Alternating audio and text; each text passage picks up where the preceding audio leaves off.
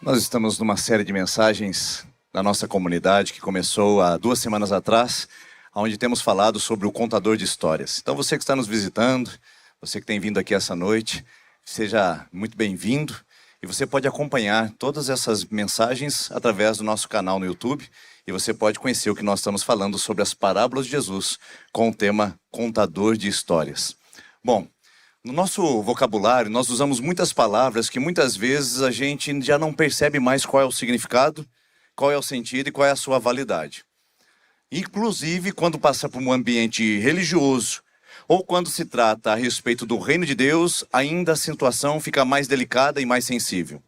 Porque existem muitos termos que são esvaziados do seu propósito, são empobrecidos da sua situação, e nós acabamos simplesmente usando-os de uma maneira equivocada.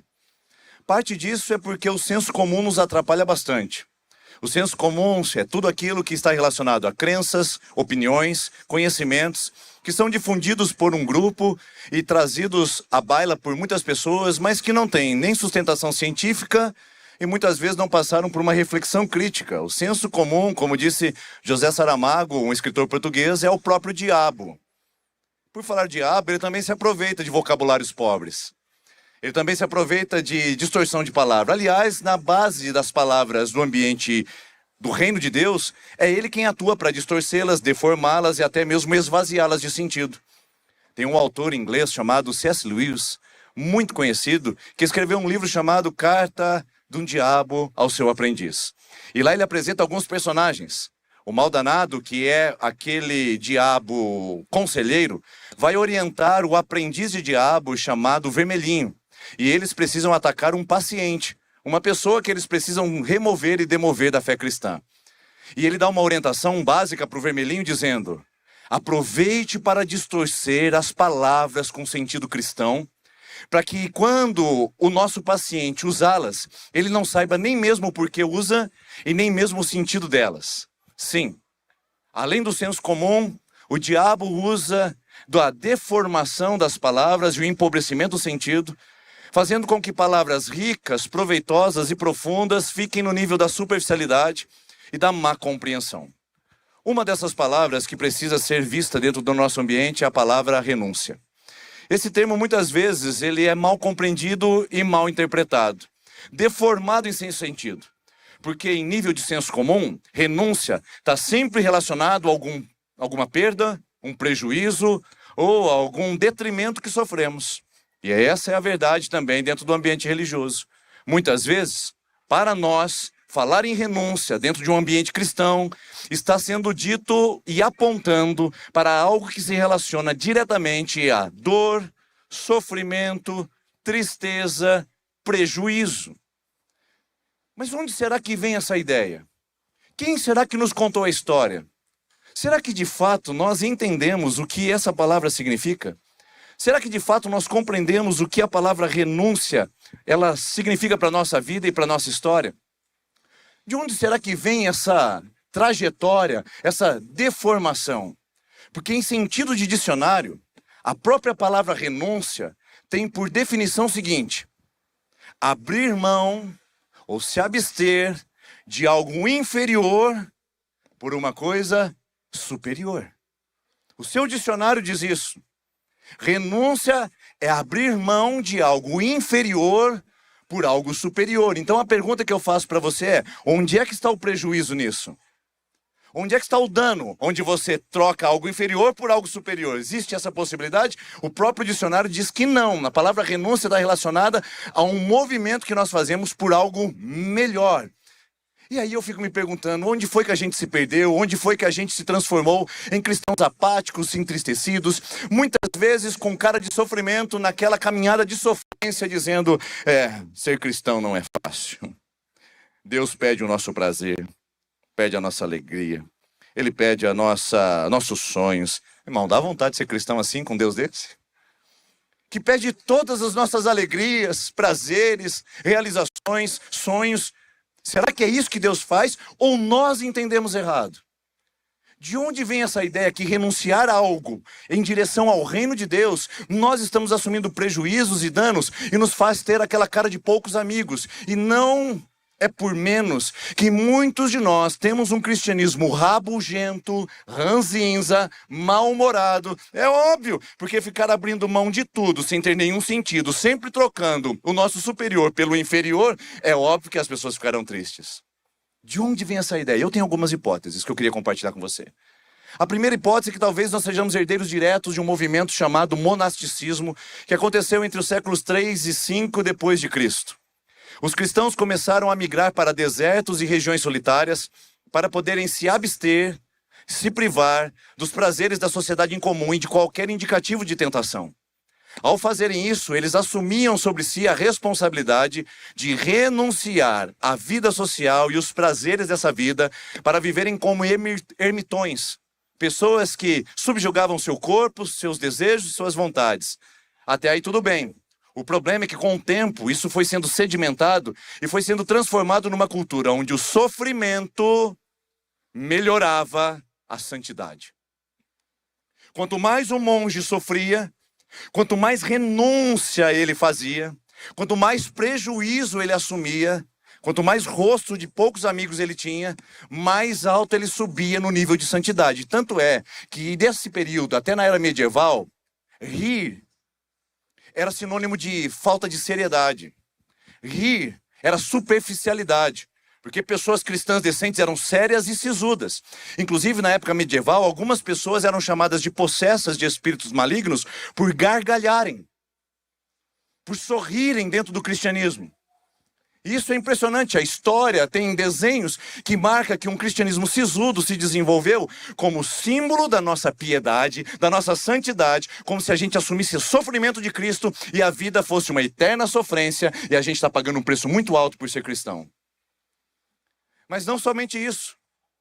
No século XVII, um homem chamado Jacob Spencer, ele fundou o pietismo na Alemanha, que era uma resposta a uma religiosidade fria da época. E ele traz então a ideia da santificação e da espiritualidade a partir da renúncia dos prazeres pessoais e se dedicar cada dia mais aos elementos etéreos e espirituais. Essa relação se transformou em pietismo. Pietismo de piedade. Por isso que nós temos cara de piedade. Já ouviu isso? Você já viu em algum lugar? Qual que é a cara de piedade? Dá dó, né? Dá dó porque, tadinho daquela pessoa.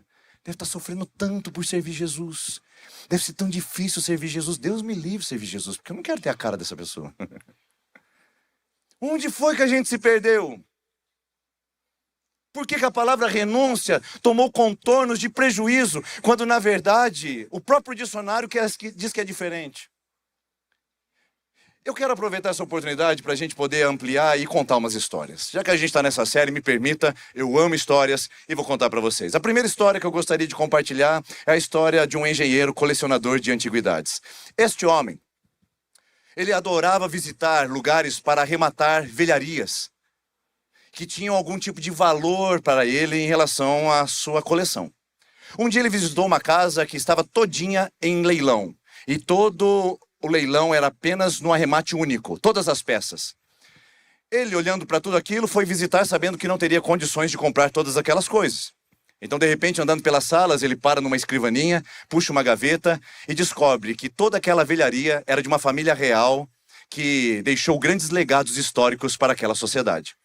Naquela gaveta, ele abre um fundo falso e descobre moedas de prata, confeccionadas para aquela família real e que deveria valer muito para um colecionador.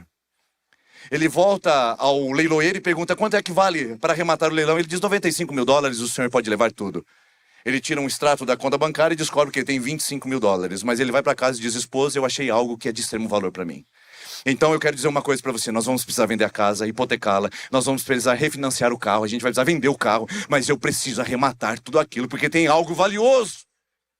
A esposa, que conhece o entusiasmo e o coração daquele homem, participa do sonho e ele vai com seus $95 mil e arremata e sai feliz da vida com aquilo lá. Parece loucura?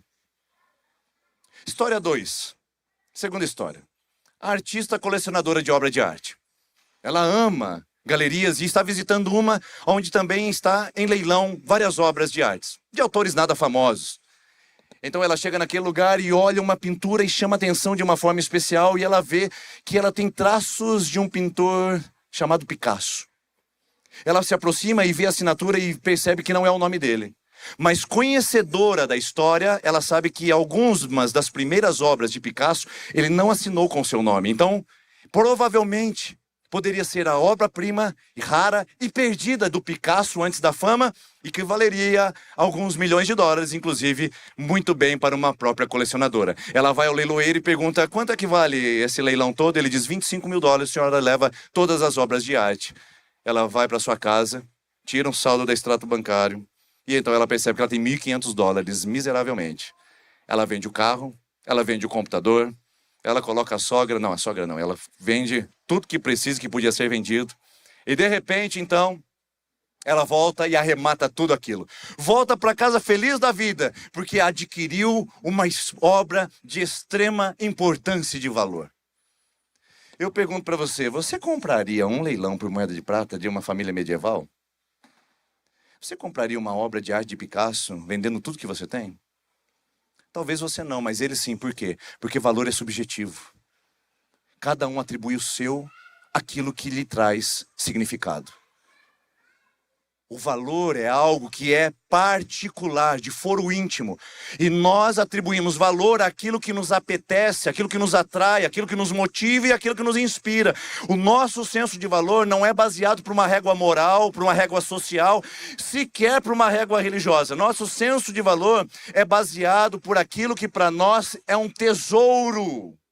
E Jesus disse em Mateus capítulo 6, versículo 21, onde estiver o teu tesouro, aí estará o teu coração. Porque onde estiver o seu tesouro, o seu coração será dobrado, inclinado e prostrado a estar ali. Para possuir aquilo, para ter aquilo, para adquirir o que você precisa. Porque onde estiver o teu valor, o teu tesouro, aí estará o teu coração. Pense sobre isso, porque eu quero contar a terceira história. E a terceira história é de um empregado lavrador de um campo. Ele está fazendo os trabalhos para o seu patrão e de repente ele bate em algo saliente e descobre que é uma portinhola para uma mina abandonada. Ao descer por ali, descobre que tem ouro e pedras preciosas, inestimáveis. E então ele volta e pergunta para o seu patrão, patrão, quanto é que o senhor quer na sua terra? Ele diz, o senhor não tem condição de comprar? Não, eu quero comprar sim. Não, mas eu não estou vendendo. Não, mas dá um valor. Então o patrão joga lá em cima o valor da terra, ele vai para sua casa, vende tudo que tem, faz todo o possível, levanta dinheiro, levanta recursos, pede empréstimo, volta para o patrão e diz, está aqui, eu quero essa terra, porque essa terra vai me deixar rico. E ele compra do patrão, sabendo que tem um tesouro profundo enterrado ali. Agora começa a fazer um pouco mais de sentido, não faz? Porque nós estamos falando de bens tangíveis e que podem ser transformados dentro do nosso conceito capitalista, mercantilista, materialista, pós-moderno, onde o nosso senso de valor está naquilo que a gente pega, apalpa e tangibiliza. Quem contou essa história, essa última, não fui eu. As duas primeiras eu inventei. Mas essa terceira foi contada por Jesus em Mateus capítulo 13, versículo 44, na parábola do tesouro escondido, que diz assim: o reino dos céus é como um tesouro escondido em um campo. Certo homem, tendo-o encontrado, escondeu-o de novo, e então, cheio de alegria, foi, vendeu tudo que tinha e comprou aquele campo. Repita comigo, cheio de alegria. A gente está com mais de 1.000 pessoas aqui. Cheio de alegria. É isso.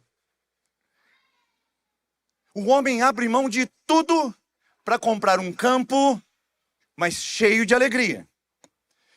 Então Jesus conta essa parábola para mostrar os atributos abstratos do significado do reino de Deus. Então preste bem atenção aqui comigo. Na minha mão esquerda, nós temos o reino de Deus. Jesus diz, o reino de Deus é comparado, e na minha mão direita, um tesouro escondido. Consegue visualizar? Difícil, né? Esse é o desafio do reino de Deus. Porque o reino de Deus você não consegue contabilizar com seu contador. O reino de Deus você não consegue mensurar com seu posto de renda. O reino de Deus você não consegue tabular com a quantidade de likes ou de promoções pessoais. Os seus dividendos econômicos não conseguem mensurar o que é o reino de Deus. O reino de Deus não consegue mensurar com medida humana, com padrão humano, com uma métrica social. O reino de Deus é algo totalmente diferente do que essa terra tem como padrão e como valor. O valor dele é muito superior, é inestimável, é um tesouro que para entendermos precisamos conhecer. Precisamos entender o que é, para depois aplicarmos e dizermos, é um tesouro e vale a pena qualquer sacrifício. E o sacrifício que for feito não é um sacrilégio. O sacrifício que for feito é uma alegria. Porque se tem valor para mim, eu faço com alegria. Não tem remorso, não tem arrependimento, tem disposição e prontidão, não é verdade? É disso que Jesus está falando. Se uma pessoa conhece o reino de Deus, ela vai entender que o reino de Deus é um tesouro. E onde estiver o seu tesouro, ali estará o seu coração. Você está entendendo o que Jesus está querendo comparar? O reino de Deus é comparado porque ele não tem atributos físicos. Ele não pode se medir com uma régua nossa, humana. É uma sinalização do governo de Deus, do poder de Deus, da salvação de Deus. E eu pergunto para você, quantas pessoas você consegue ver salva? É abstrato. Por isso que o reino de Deus, que é a salvação e o governo de Deus na vida das pessoas, é um tesouro que é de foro íntimo e que quando nós entendemos, nós aplicamos tudo, vendemos tudo, abrimos mão de tudo, renunciamos tudo, não perdemos nada, não temos prejuízo nenhum e ainda fazemos com muita alegria, porque fazemos para o Senhor. Esse cristianismo de sofrência, de que perder é um prejuízo e que nós temos um Deus estraga prazeres, coberto por uma religião estraga prazeres, na verdade, é um anátema, é um sofisma. E a gente precisa entender que o cristianismo é de celebração. Tem irmãos iranianos que estão sendo perseguidos e dando a sua cabeça a prêmio, mas fazendo isso, celebrando o nome de Jesus, porque eles sabem o que é o tesouro. O problema é que o nosso tesouro está estacionado ali, no pátio da nossa igreja. O nosso tesouro está naquela chave daquela casa que a gente vai abrir daqui a pouco. O nosso tesouro, o grande problema, é que está naquela família que a gente construiu, naquela carreira que a gente estabeleceu. O nosso tesouro tem nome, o nosso tesouro tem quantidade, o nosso tesouro tem cifrão, o nosso tesouro tem físico.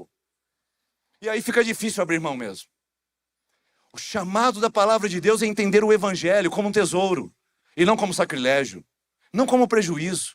De um Deus que vai chegar para você e vai falar, me dê tudo que você tem, porque eu sou um Deus estraga prazeres. Tá namorando, né? Deixa eu tirar de você o namorado. Ah, bênção. Ah, agora você ficou feliz com o trabalho? Eu não quero que você trabalhe nesse lugar, eu vou tirar de você. Ah, agora comprou um carro novo? Ah, você nem pediu minha permissão, dá aqui o seu carro. Ah, irmãos, vocês conseguem chegar a esse Deus? Porque na Bíblia eu não vejo. Eu não sei onde ele está aparecendo na nossa sociedade e no nosso cristianismo atual. A verdade é que esse Deus vai pedir tudo de você. Absolutamente tudo. Só que você só vai entregar e vai entregar conscientemente quando você tiver alegria. Do contrário, é religião. Do contrário, é imposição, é doutrinação. Do contrário, é legalismo, é moralismo. Entregar com alegria é saber que o bem que eu tenho superior é muito maior do que o bem que eu tenho aqui. Acho que você não entendeu ainda. Deixa eu explicar melhor. Um iPhone tem um valor considerável. Mas você estacionou a sua Porsche ali no estacionamento? E eu queria fazer um convite para você agora comigo. Que tal você renunciar à sua Porsche em favor do meu iPhone? O que você acha? Legal? Talvez você esteja um pouquinho eufórico com honra, e um pouco emotivo, você fala, pastor, tá feito. Me dá aí o seu celular, tá aqui a chave da minha Porsche. Aí passa a euforia, eu tô saindo com a chave da Porsche, alegre com a família, falando, pessoal, hoje antes de ir para casa nós vamos dar uma volta na Maringá inteira. Segura a gente nas avenidas. Racanelo que me segure. E você que entregou a Porsche para mim, sai com o meu celular. Na hora que você desce a escada, você fala assim, o que eu fiz da minha vida? O que eu vou fazer com isso aqui? Onde eu estava com a cabeça? Será que eu fui ungido com óleo estragado? Não é possível. Aí ela sai dali. Por quê? Porque ela trocou um bem superior por um bem inferior. E é óbvio que isso é passivo de arrependimento, é ou não é? Agora vamos inverter? Você chegou com a sua Porsche aqui e veio com a chave balançando na minha frente. E você falou assim para mim, pastorzão, Que tal você renunciar o seu iPhone pela minha Porsche? Sabe o que eu faço? Na hora! E sabe quem vai sair feliz dali? Eu. E sabe quem vai sair de lá? Ele também. Porque ele propôs a renúncia. Eu pergunto para você, de qual lado, de fato, Jesus está explicando que é o reino de Deus? É quando você pega algo inferior e troca pelo superior, onde o tesouro é inestimável, onde as garantias são superiores, onde a bênção é incalculável, ou Deus está propondo para você pegar algo de fato superior para você trocar pelo inferior e você simplesmente não ter nenhuma possibilidade de fazer uma troca justa e você se sentir totalmente preso pela religião. Deus te chama a trocar o inferior pelo superior e Ele não está pegando o seu superior e dando para você o inferior. O seu casamento não é superior ao reino de Deus. Seus filhos são lindos, mas não é superior ao reino de Deus. Sua estética não é superior ao reino de Deus. Sua posição social não é superior. Se Deus pedir qualquer coisa dessa, se Deus pedir a sua juventude, o seu talento, a sua formação universitária, qualquer coisa que você der a Deus, lembre-se, é inferior, porque o reino de Deus é superior e infinitamente mais, muito maior do que qualquer coisa que possamos imaginar. É este sentido que o Evangelho tem que trazer no nosso coração.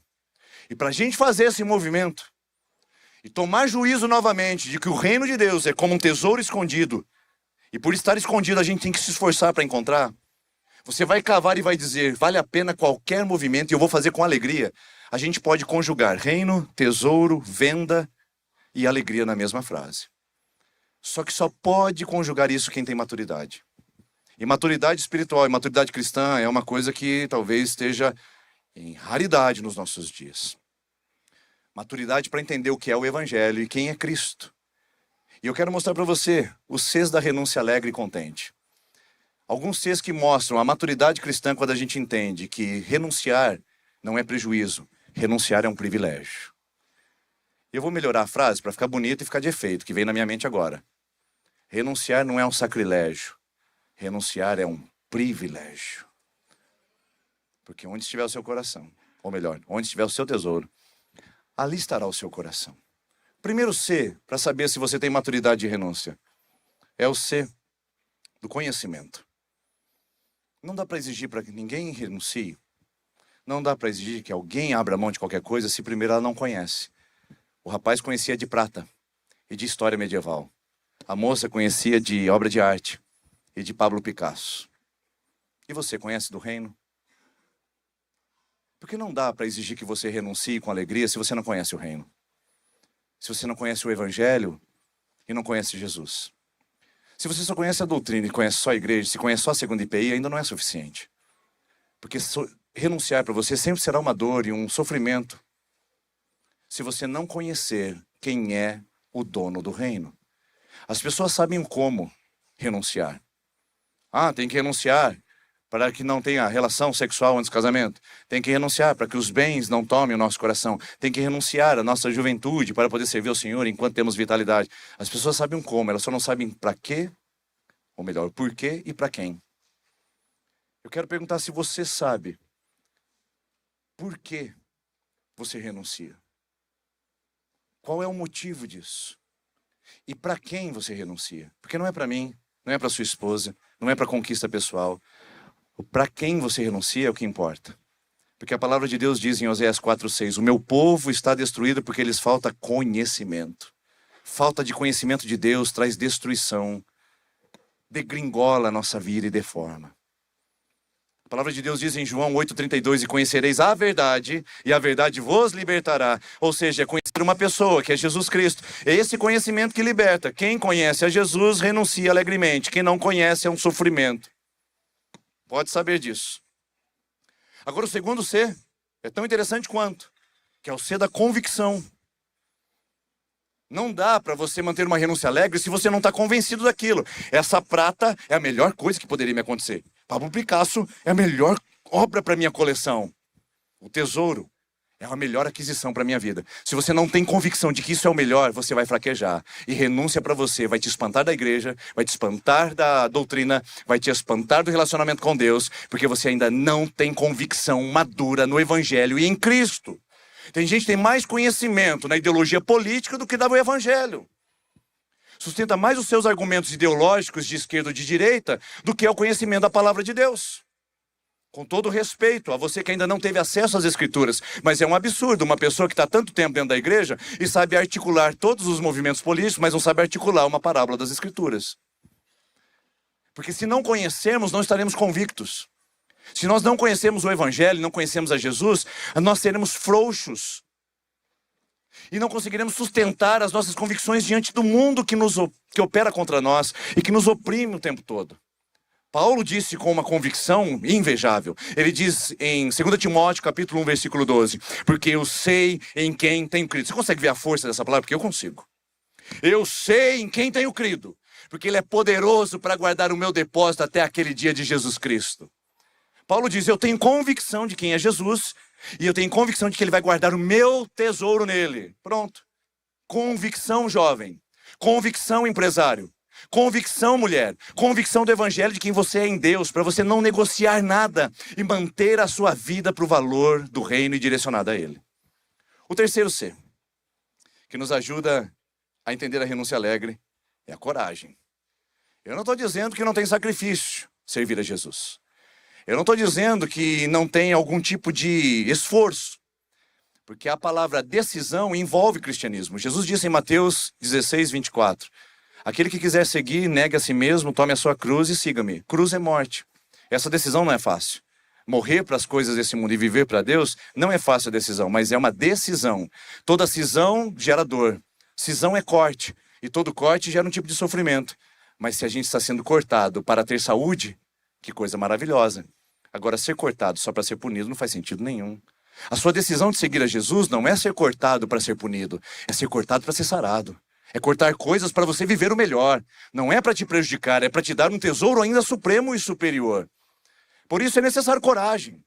Coragem para fazer renúncias, coragem para abrir mão daquelas conversas, daqueles relacionamentos, daquela postura, daqueles negócios, daqueles movimentos, daquele tipo de palavra. Coragem para se posicionar e dizer, o reino de Deus é muito maior. Posso perder amigos, disse Martinho Lutero no lema da Reforma, no hino Castelo Forte. Posso perder bens, posso perder família. Posso perder tudo, eu só não posso perder a Cristo. Isso é coragem. Uma coragem que falta no nosso evangelicalismo brasileiro. Por quê? Porque enquanto os irmãos chineses e iranianos estão sendo perseguidos para a morte, ao se tornarem cristãos, uma pessoa se tornar cristão no Brasil pode ter chance de virar um influencer famoso. Basta ter o jeito certo, a fala certa e falar um jargão que eu não vou falar para você aqui, para você não... Você não vai me pegar não, tá? Eu sei que você tá assim, qual é, pastor? Quem é? Fala para nós, não vou falar não.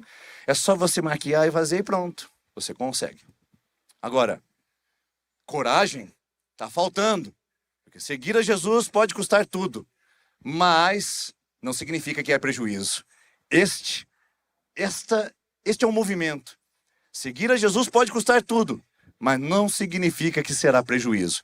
Depende de onde estiver o seu tesouro. Porque onde estiver o seu tesouro, aí estará o seu comparação. Onde estiver o seu tesouro, aí estará a sua comparação. Nós só vamos entender se de fato a renúncia é alegre quando a gente souber qual é o nosso tesouro. A que você compara os valores da sua vida? Ao que você ganha, ao que você tem, ao que você possui, ao que você faz, ao corpo que você tem, à posição que você ocupa? Qual é a régua de valor que estabelece um mínimo onde você diz, esse é o meu valor? A comparação. A partir dali você começa a comparar. E o Paulo diz o seguinte, no reino de Deus não dá para comparar, porque é invertido. Jesus disse, quem quiser ganhar a sua vida vai perder. Quem perder a sua vida vai ganhar. Jesus diz, o que adianta o homem ganhar o mundo inteiro e perder a sua alma? E o Paulo atende isso e fala assim, é verdade. Em Filipenses capítulo 3, quando ele escreve, ele diz o seguinte, olha, eu achava que era um valor. Eu sou da tribo de Benjamim, circuncidado ao 8º dia. Eu sou fariseu, eu sou moralista, ou seja, guardador da lei. Quanto à lei, eu sou irrepreensível. Eu achei que isso tudo era lucro. Porém, quando eu vi tudo isso, contudo, o que para mim era lucro, passei a considerar perda por causa de Cristo. Meu irmão e minha irmã, quando a gente entra para o reino de Deus, tudo fica de ponta cabeça. O que você achava que era lucro é prejuízo. O que você achava que é prejuízo agora é ganho. Isso é reino. Isso é Jesus. Isso é evangelho. primeiro fica o último se torna o primeiro. É assim o reino de ponta cabeça. Por isso a comparação nossa é o seguinte: o que é lucro para você? Vamos lá, o que é lucro? Quem ensinou você o que é lucro? Lucro é terminar com superávit ao final do balancete financeiro do mês? Lucro para você é ter mais e comprar a terra do vizinho depois da colheita? O que é lucro para você? Quem ensinou para a gente o que é lucro? Foi a sociedade, o mundo capitalista. Nós fomos modelados para entender o que é lucro. Mas a Bíblia não chama de lucro o que a gente chama. Por isso que quando a gente entra para o reino, a gente começa a entender que alguns prejuízos, na verdade, é bênção. Tem gente que perdeu alguns negócios e tem gente que perdeu alguns compromissos para estar no honra servindo. Eles disseram, eu perdi, tive alguns prejuízos financeiros, mas ver o coração desses homens transformados não tem valor, pastor. Eu pagaria para estar aqui de novo. É gente que mudou o valor. Até agora há pouco estava no capitalismo selvagem, predatório. Agora está ofertando para alguém servir ao Senhor. Isto é reino. A lógica muda. O que era lucro deixa de ser. E o que era prejuízo também passa por uma intensa modificação. Mas não acaba aí. Olha o que Paulo diz em relação a isso. Mais do que isso, eu considero tudo como perda, comparado. Ele faz uma régua de comparação. Com quem? Com quem? Não com dinheiro, não com o mundo, não com os bens. Ele faz uma comparação com a suprema grandeza do conhecimento de Cristo Jesus, o meu Senhor, por quem perdi todas as coisas e as considero como esterco para poder ganhar a Cristo e ser encontrado nele. Paulo quase solta um palavrão. Ele diz, essas coisas aqui embaixo, que eu me apegava, hebreus de hebreus, da tribo de Benjamim, circuncidado ao 8º dia, quanto à lei fariseu, quanto à justiça que é na lei irrepreensível, isso para mim era lucro, hoje para mim é estrume, excremento, fezes. Vou parar por aqui. Porque se a gente continuar, você vai entender que as coisas dessa terra, que o mundo ensina a gente a abraçar, tangibilizar, segurar, guardar, proteger, armazenar, não tem valor nenhum quando comparado a seguir Jesus, amar Jesus, viver pelo reino e viver os atributos da palavra de Deus na nossa vida e na nossa fé. Não tem comparação. Não há comparação, diz Paulo. Esse é o nosso desafio. De olhar para tudo isso e dizer, Senhor, o Senhor está pedindo? Toma, porque é muito mais valioso o teu reino do que qualquer coisa que eu possa segurar aqui. Inclusive, Tim Elliott foi um missionário entre os indígenas equatorianos e morreu na primeira missão que ele fez entre eles. E ele escreveu no seu diário antes de sair em missão, não é tolo quem abre mão daquilo que não pode perder. Ou melhor, não é tolo aquele que abre mão daquilo que pode perder para segurar aquilo que ele não pode perder. Essa é a ideia. Às vezes você está segurando alguma coisa que para você tem valor, mas você pode perder. Mas no reino de Deus você pode abrir mão do que você pode perder para segurar o que jamais vai ser roubado de você. Mas a decisão é de quem tem a maturidade do ser. E aí a gente chega no último, que é a celebração. Quando eu passo por esse processo, eu entendo que tudo isso tem a ver com conhecimento, coragem, convicção, comparação e alegria. Dá para renunciar a alguma coisa para ter o casamento. Com muita alegria, meu filho e minha filha. Dá para renunciar àquele negócio, sabe? Com alegria, dá para fazer. Dá para renunciar à juventude e o sonho seu com a faculdade que você tinha. Com alegria, dá para fazer também. Dá para renunciar àquele relacionamento tóxico que você acha que vai ficar para titia se sair dele. Dá para renunciar com alegria também. Só precisa mudar onde está o seu valor. Enquanto você não mudar a régua de comparação e onde está o seu valor, você sempre será escravo do inferior. Sempre do pior e do menor, se comparado ao reino de Deus. Por isso que Paulo diz, em 2 Coríntios 9:7, quem ama, dá com alegria. E a gente usa esse texto para falar de dízimo e oferta, não sei por quê. Porque dar com alegria é um atributo do reino. A gente dá do nosso talento, do nosso tempo, da nossa energia, da nossa capacidade, da nossa disposição, do nosso dinheiro, do nosso recurso, da nossa capacidade pessoal. Nós damos do reino, para o reino. E tem que ser com alegria. Então, meu irmão, minha irmã, enquanto o Ministério de Louvor vai nos conduzir nessa palavra, eu quero dizer para você, nós podemos sim perder com alegria. Esse é o título dessa mensagem essa noite. O tesouro escondido, aprendendo a perder com alegria. Nós podemos ser cristãos, discípulos de Jesus, com um sorriso no rosto, apesar dos preços que pagamos. E você sabe que você paga. Eu sei o que eu pago. Mas isso não me dá o direito de viver com o cristianismo sisudo, carrancudo, mal-humorado, ranzinza, ranheta, que me tira do propósito de Deus. De servi-lo e manifestar ao mundo uma alegria que só tem quem conhece a Jesus. Quantos conhecem essa canção? Levanta a mão para eu saber, se é o nosso público. A alegria só tem quem já conhece a Jesus. É bem antiga, mas é bem verdadeira. Se você conhecer Jesus, qualquer renúncia não vai ser sacrilégio. Sempre será um privilégio. Se coloque em pé, por gentileza. Feche os seus olhos comigo nesse momento. Eu queria que você pudesse meditar agora onde está o seu tesouro, porque estará aí a sua comparação. E o seu coração é enganoso e vai querer absorver réguas baixas. O reino de Deus, a proposta de Jesus é superior, é inigualável. Não se venda, não se troque, não se perca por algo esterco, quando comparado a conhecer Jesus, o Evangelho, e ser habitado por Ele. Não há privilégio maior e tesouro maior. Essa canção diz: é por Ele que eu estou gastando a minha vida, perdendo tudo com amor e com alegria. Eu quero convidar você a cantar e fazer o seu coração se movimentar em direção a essa palavra. Que seja Ele, Jesus Cristo nosso Senhor, o tesouro. Paulo diz em 2 Coríntios capítulo 4, versículo 7. Temos esse tesouro em vasos de barro, para que a excelência do poder seja a Ele e não a nós. Por favor, meu irmão e minha irmã, por favor, não se apegue aos cacos, não fique com barro seco segurando suas mãos. É só vaso de barro, o tesouro está lá dentro. Tudo isso que está ao nosso redor é só vaso de barro. O tesouro verdadeiro está escondido em Jesus. Tudo que você precisa na sua vida não é de um novo casamento, não é de uma nova história. Você não precisa de uma nova cidade, você não precisa de mais bens. Você precisa encontrar o seu tesouro. Encontre o seu tesouro. Encontre o seu tesouro essa noite em Jesus.